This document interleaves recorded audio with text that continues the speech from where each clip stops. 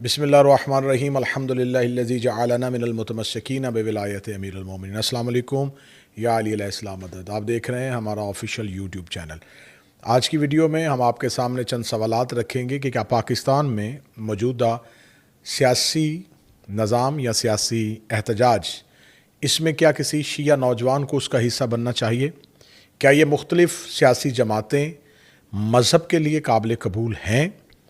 اور کیا اس دور کے شیعہ کو، اس دور کے شیعہ نوجوان کو حکیمانہ حکمت اور مدبرانہ فیصلے کے ساتھ اپنی کن چیزوں کو اپنی ترجیحات میں شامل رکھنا چاہیے؟ یہ سب کچھ آج کی ویڈیو میں ہم آپ کے سامنے رکھیں گے۔ اگر آپ اس چینل میں نئے ہیں تو آپ سے گزارش ہے کہ اگر آپ چاہیں تو اس چینل کو سبسکرائب کیجئے گا، بیل آئیکن کو دبائیے گا تاکہ ہماری آنے والی اس آفیشیل چینل سے تمام ویڈیوز آپ تک پہنچ سکیں اور ہم اپنی آواز جو ہے وہ آپ تک پہنچا سکیں۔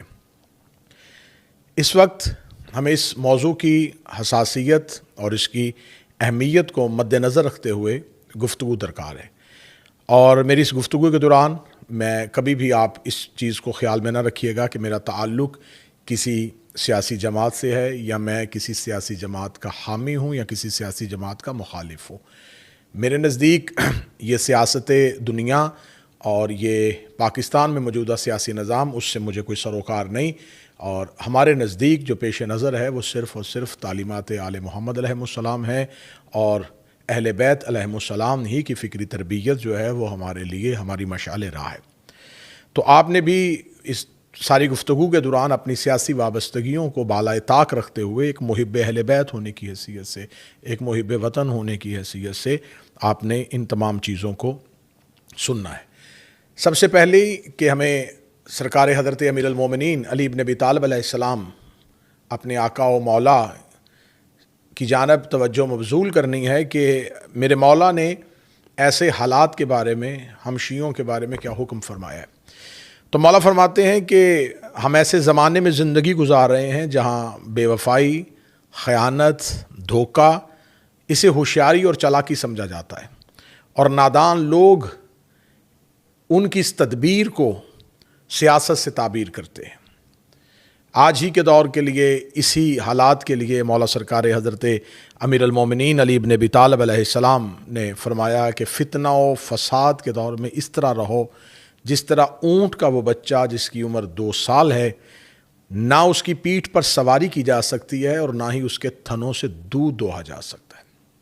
اس سے مطلب یہ کہ جب فتنہ و فساد کا دور آ جائے تو اپنے آپ کو بالکل کنارہ کشی اختیار کر لو، ایسا ہو کہ لوگ تمہیں اپنے اس کام کے لیے ناکارہ تصور کرے، جب تمہیں فتنہ و فساد کا خطرہ ہو، فتنہ و فساد کا اندیشہ ہو۔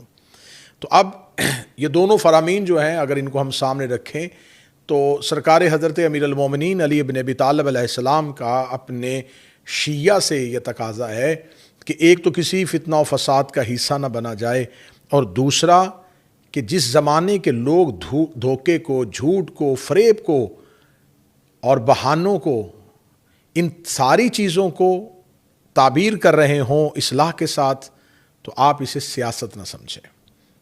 آپ یہ سمجھیں کہ ضرور کوئی نہ کوئی انتشار ہے یا کسی نہ کسی ایک خاص مقصد یا خاص ہدف کے لیے یہ تمام کام کیے جا رہے ہیں۔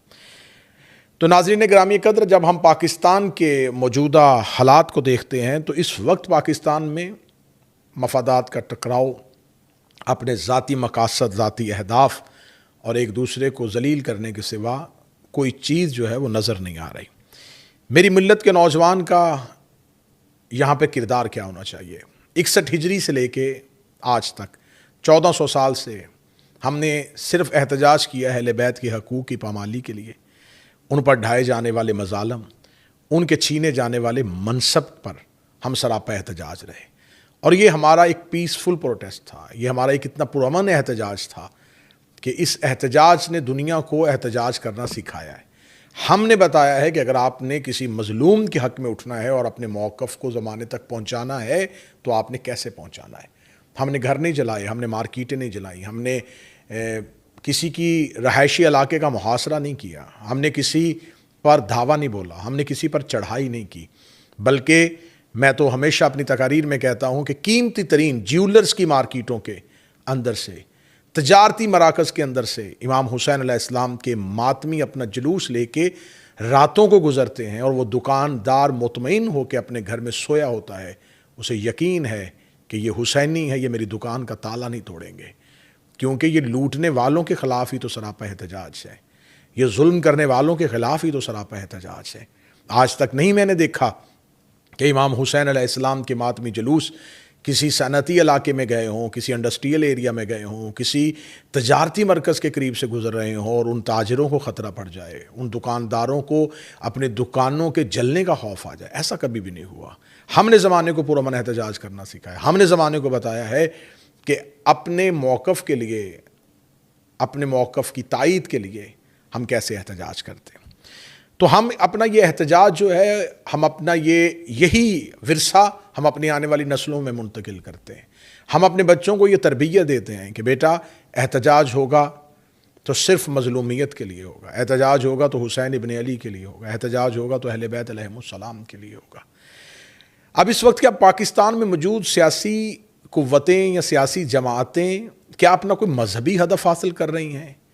کیا ان کے اہداف میں سے کسی مظلوم کی داد رسی اور کسی ظالم کے خلاف قیام ہے؟ یہ ذاتی مقاصد ہے۔ تو مجھے کسی بھی سیاسی تحریک سے نہ وابستگی ہے، نہ کسی سیاسی تحریک سے کوئی گلہ ہے، نہ میں کسی سیاسی تحریک کو اس قابل سمجھتا ہوں کہ اس پر اتنا غور و خوض کیا جائے۔ لیکن اگر ہم دیکھیں تو گزشتہ دور حکومت میں بھی ہم شیعوں کے ساتھ یہی ہو رہا تھا۔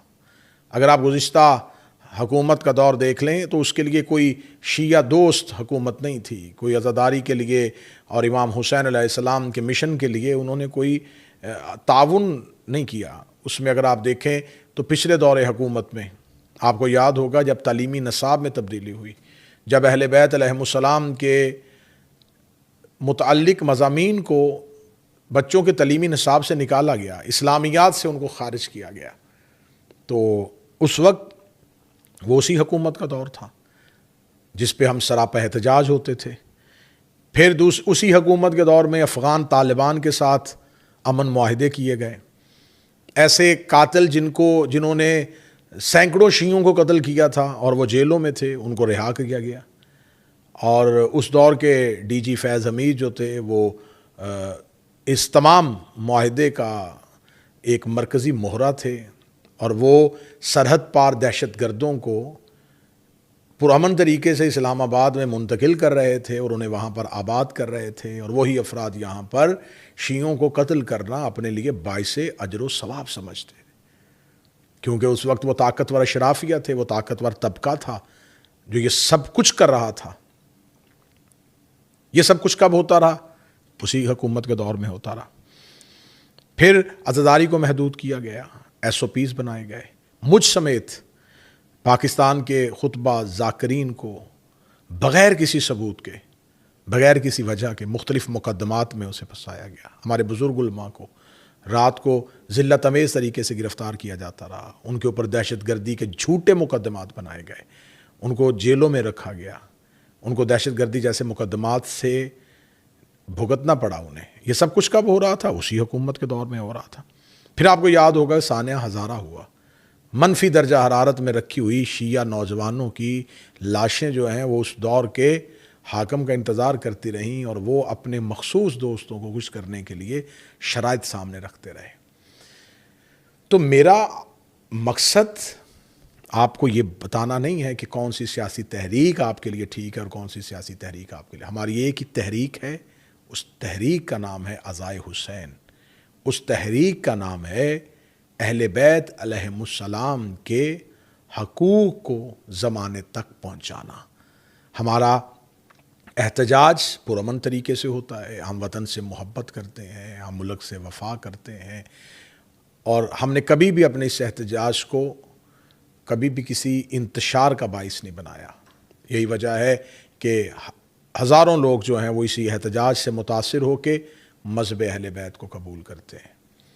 تو پچھلے کچھ ان 1 یا 2 سالوں میں ہمیں ایسے بہت سے چیزیں ہمارے دیکھنے میں آئی، سننے میں آئیں کہ کچھ شیعہ نوجوانوں کو ورغلا لیا جاتا ہے، انہیں کسی مخصوص سیاسی تنظیم کا حصہ بنا لیا جاتا ہے، پھر ان کو وہ اسٹوڈنٹس ہیں، وہ تعلیمی اداروں سے منسلک لوگ ہیں، وہ روزگار سے متعلق افراد ہیں، لیکن پھر ان کو جب سیاسی مقدمات میں پھنسایا جاتا ہے تو پھر ان نوجوانوں کی زندگیاں برباد ہوتی ہیں. ان نوجوانوں کو ان کے لیے کوئی وطن میں رہنا اتنا آسان نہیں ہوتا. تو میں اس پہ اپنا ذاتی خیال تو نہیں، لیکن میں نے آپ کے سامنے مولا امیر المومنین کا فرمان کوٹ کیا کہ مولا فرماتے ہیں کہ فتنہ اور فساد کے دور میں ایسے رہو جیسے اونٹنی کا وہ بچہ جس کی عمر 2 سال ہو اور اس کی پیٹھ پر سواری بھی نہ کی جا سکے اور اس کے تھنوں سے دودھ بھی نہ دہا جا سکے. فتنہ و فساد سے اپنے آپ کو جدا کر لو، اپنے آپ کو الگ کر لو، بالکل الگ تھلگ ہو جاؤ. ہم اس نظام کا حصہ نہیں بن سکتے، ہم ان چیزوں کے لیے ہم بنے نہیں ہیں، ہماری خلقت اس کام کے لیے ہوئی نہیں ہے. ہماری خلقت کا مقصد جو ہے وہ اہل بیت علیہ السلام کی محبت ہے، ولایت امیر المومنین ہے، عزاداری امام حسین ہے. ہم نے وقت کے امام کے ظہور تک اس سلسلے کو لے کے چلنا ہے، اور وہی وارث ہیں. وہ عزاداری کو خود ہی بچائے ہوئے ہیں، وہ ہمیں بھی خود بچائے ہوئے ہیں. یقیناً ہم اس وقت کا انتظار کر رہے ہیں کہ جب میرے آقا و مولا کا ظہور ہو، پھر زمانے میں عدل و انصاف آئے، پھر زمانے میں انسانیت کے حقوق کی بات ہوگی، پھر دشمن اور دوست کا تصور ختم ہو جائے گا، پھر صرف محبت کا دور ہوگا. پھر ایک دوسرے سے کہ دشمن بننے والے بھی ایک گھات میں آ جائیں گے. یہ سب کچھ کب ہوگا؟ اس کے لیے ہمیں کسی سیاسی جماعت پہ اپنی نظریں نہیں جمائی ہوئی، ہم نے کسی سیاسی حاکم پہ اپنی نظریں نہیں جمائی ہوئی. ہماری نظریں ہیں اپنے وقت کے امام کے ظہور پر، اور ہمیں خبر ہے کہ اس سے پہلے دنیا ظلم سے بھری ہوئی ہوگی، اور پھر اس کو وہ عدل و انصاف سے اسی طرح بھریں گے جس طرح وہ ظلم و جور سے بھری ہوئی ہوگی. لہٰذا میری ملت کے نوجوانوں سے گزارش ہے کہ آپ اپنے اہداف، تعلیمی مقاصد کے اہداف ہوں، آپ کے روزگار کے مقاصد ہیں، ان کو مد نظر رکھیے گا، اور اپنی تخلیق کے مقصد کو نہ بھولیے گا، اپنی خلقت کے مقصد کو نہ بھولیے گا. کسی بھی ایسی چیز کا حصہ نہ بنیے گا جس سے آپ سے وہ مقصد ختم ہو جائے جس کے لیے آپ کو جناب سیدہ صلوات اللہ علیہا نے اپنی دعا میں مانگا تھا. مجھے اپنی دعا میں یاد رکھیے گا. اللہ میرے وطن کا حامی و ناصر ہو، اللہ میرے وطن کے دشمنوں کو نیست و نابود فرمائے، اور میرا وطن جو ہے وہ ہمیشہ کی طرح آباد رہے. السلام علیکم. یا علی علیہ السلام مدد.